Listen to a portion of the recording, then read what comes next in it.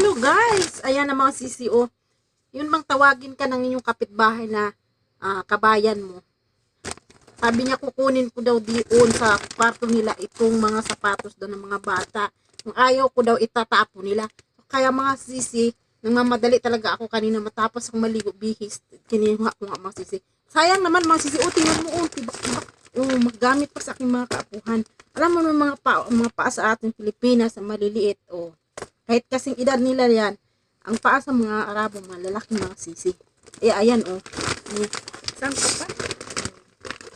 Kaya ayan, mapakinabangan yan lahat sa aking mga apuhan. Ayan. Kadami-dami. Ang cute-cute. Uy, ito lalo na ito Ito si Dildil gwapa kay si Dildil. Masayaw din si Dildil.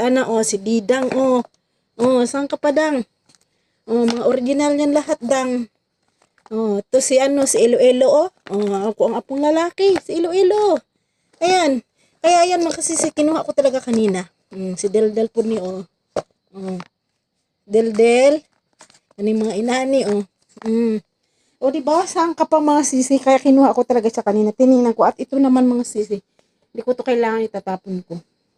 Kasi malaki as in. Malaki man ako pero hindi pa talaga siya kasya. At saka I don't like the style. Kaya, iwan ko, itapon ko yan ng maayos mamaya. Ibalot ko siya para pag manguha ang basurero, tingnan nila yan. Baka malay mo may mapulot pa sila dyan pakinabangan sa mga asawa-asawa nila diha. Diba? Salamat!